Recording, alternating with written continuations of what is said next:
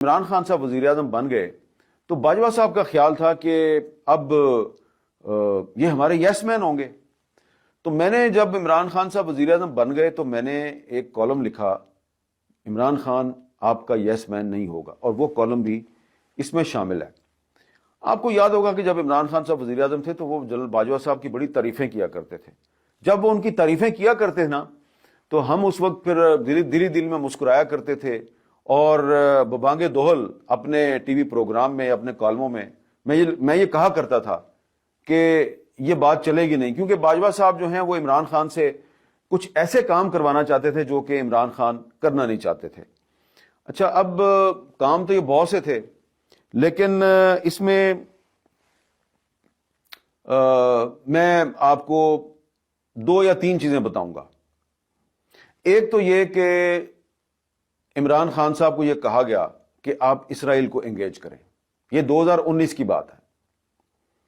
تو عمران خان صاحب جو ہیں ان کے پاس بہت سے لوگ گئے اور انہوں نے ان کو یہ مشورہ دیا کہ آپ اسرائیل کو انگیج کریں. اس کی وجہ کیا تھی؟ وجہ یہ تھی کہ باجوہ صاحب کا خیال تھا کہ جو فروری 2019 میں پاکستان اور انڈیا کے درمیان ایک جنگ کی صورتحال پیدا ہوئی اور ایک ٹینشن پیدا ہوئی، تو اس میں اسرائیل جو ہے وہ انڈیا کے ساتھ تھا.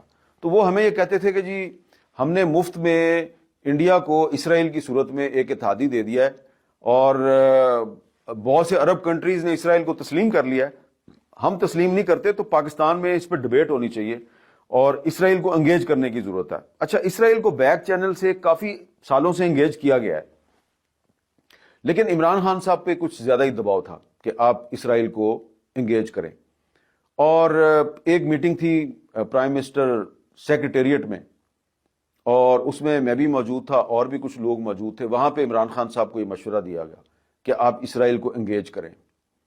اور وہاں پر میں نے عمران خان صاحب سے کہا تھا کہ یہ قائد اعظم کا پاکستان ہے، اور قائد اعظم کے پاکستان میں اسرائیل کے بارے میں وہی پالیسی چلنی چاہیے جو کہ قائد اعظم کی پالیسی تھی.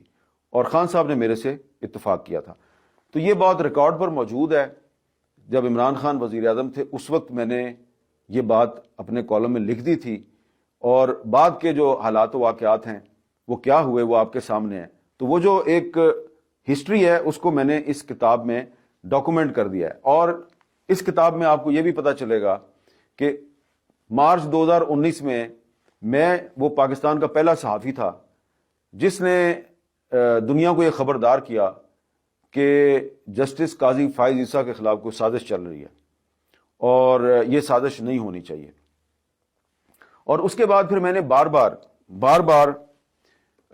میں نے یہ خبردار کیا، 1 دفعہ نہیں، 2 دفعہ نہیں، 3-4 دفعہ میں نے کالم لکھ کے خبردار کیا کہ جو لوگ جسٹس قاضی فائز عیسیٰ کے خلاف ریفرنس دائر کرنا چاہتے ہیں وہ خود رسوا ہو جائیں گے. اور میں نے کالم لکھا تھا، رسوائیوں سے ڈرتا ہوں. تو وہ بھی اس کتاب میں وہ کالم بھی موجود ہے. اور اس کے بعد پھر کیا کیا ہوا، کس طریقے سے جسٹس قاضی فائز عیسیٰ کے خلاف سازشیں کی گئیں. اور پھر عمران خان صاحب جو ہیں، میں نے یہ بھی لکھا ہے کہ عمران خان صاحب جو ہیں وہ بعد میں کہتے تھے کہ جی میں نے یہ سازش نہیں کی، سازش تو کسی اور نے کیا. لیکن بہرحال عمران خان صاحب جو ہیں بطور وزیر اعظم، وہ چیف ایگزیکٹو تھے حکومت کے، تو ان پر یہ ذمہ داری عائد ہوتی تھی کہ اگر سپریم کورٹ کے ایک جج کے خلاف ریفرنس دائر ہو رہا ہے تو وہ اس ریفرنس کی پہلے خود انکوائری کرتے اور اس کے بعد اس کو پریزیڈنٹ آف پاکستان کو بھجواتے، اور پریزیڈنٹ آف پاکستان نے بھی بغیر انکوائری کیے وہ سپریم جوڈیشل کونسل کو بھجوا دیا.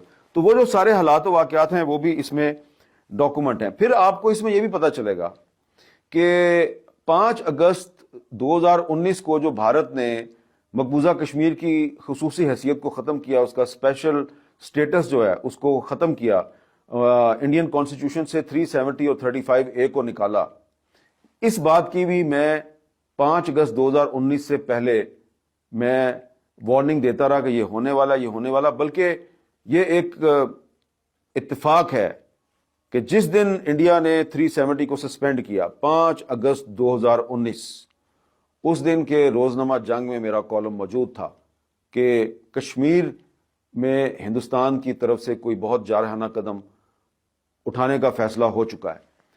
اس کی وجہ یہ تھی کہ ہمیں رائٹ لیفٹ سے پتہ چل رہا تھا کہ کچھ ہونے والا ہے، لیکن جو ہمارے ارباب اختیار تھے ان کو پتہ نہیں تھا.